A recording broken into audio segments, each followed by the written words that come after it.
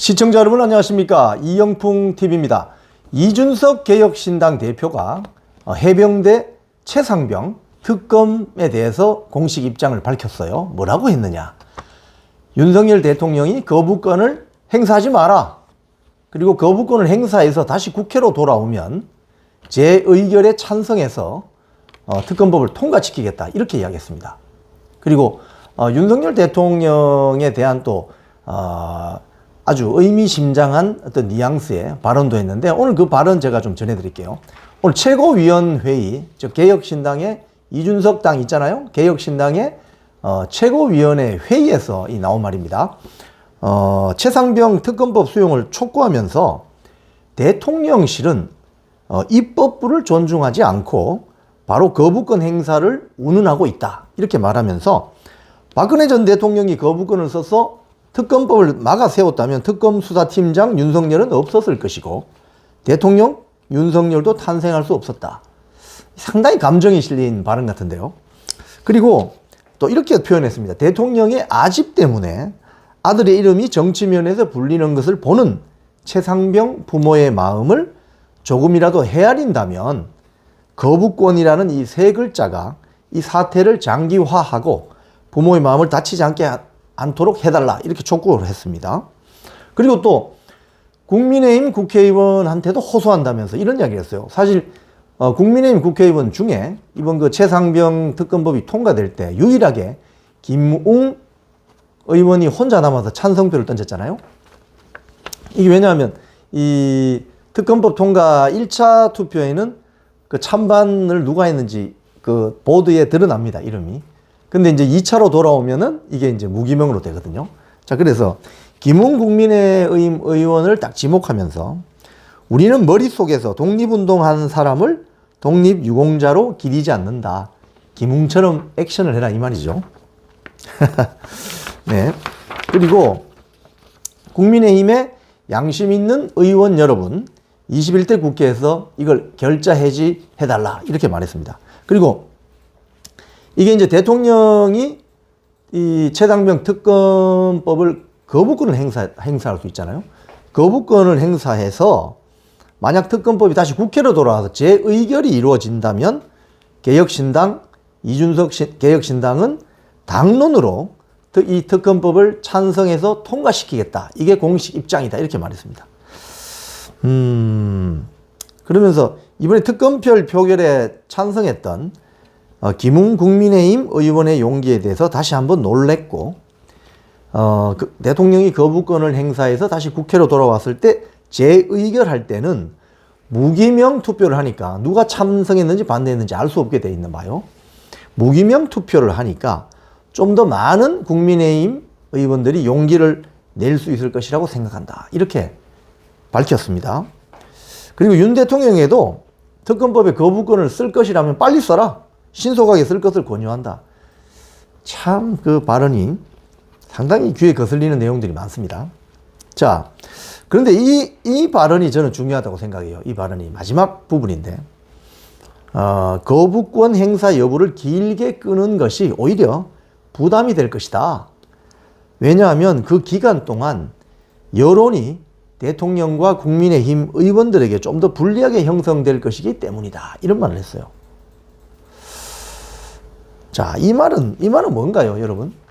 제가 이준석 개혁신당 대표의 이 발언을 전하면서 저는 이 발언의 어떤 배후에 있는 어떤 그 뉘앙스 같은 거 있잖아요. 그걸 어떻게 느끼느냐 하면요, 윤석열 대통령이 최상병 특검법 거부를 할 수밖에 없는데 하게 되면 아주 많은 국민들의 심리적인 저항감에 부딪힐 것이다, 이렇게 보고 있는 거죠.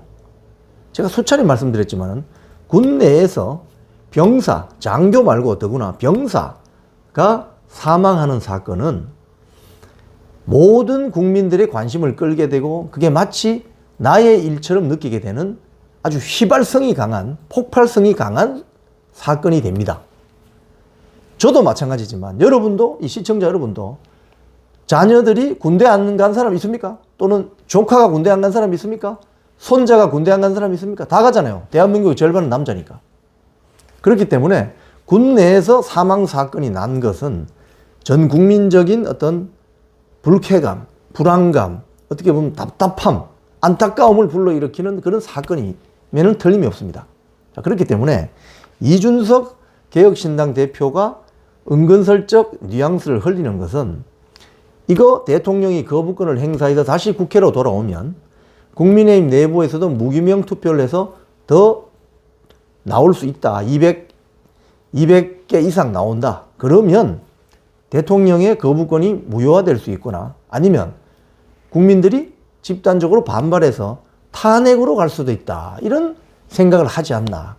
저는 그렇게 생각합니다. 그런데 이 대목에서 이준석 대표의 오늘 발언을 제가 한 번 더 문제점을 지적하면 민주당이 2022년 7월에 군 형법을 개정하면서 이미 군 내부에서의 장병의 사망 사건은 민간 수사기관인 경찰이 수사하게 되어 있습니다.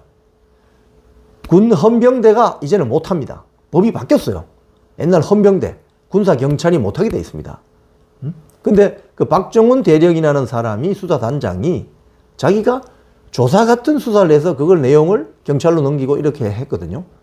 그 와중에 뭐 대통령실이 그 무슨 내용이니까 전화가 오고 하면서 수사 외압을 받았다. 그런 의혹을 제기하는 거죠. 어쨌든 지금 현재 경찰이, 대한민국 경찰이 이 최상병 사망 사건에 대해서 수사를 하고 있고 또 대통령실이나 국방부에서 행여나 이 수사에 대해서 외압을 행사했는지 여부에 대해서 공수처가 수사를 하고 있어요. 그런데 경찰의 수사와 공수처 수사는 못 믿겠고 그러면 국회 특검법 발의해서 특검은 믿을 수 있겠다 이 말입니까? 그건 아니죠. 특검을 해서 노리고 있는 정치적인 꼼수가 있는 거죠, 지금. 그 꼼수가 뭡니까? 결국 뻔히 안 될 거 알 수도 있잖아요. 왜냐하면 이 사건의 실체적인 진실을 밝혀서 최상병의 유족들에게 최상병의 어머니 아버지한테 이 실체적 진실을 상세하고 소상하게 밝혀드리고 또 책임질 사람은 책임지우는 게 중요하잖아요. 그게 더 중요하지 않습니까? 그죠? 유족들 우선주의. 그게 아니고 이 최상병 사망 사건을 정쟁몰이의 하나의 먹잇감으로 쓰려고 하는 거 아니냐 이 말이에요. 그런데 거기에 이준석 개혁신당 대표도 가세하고 있는 거 아니냐 이거예요.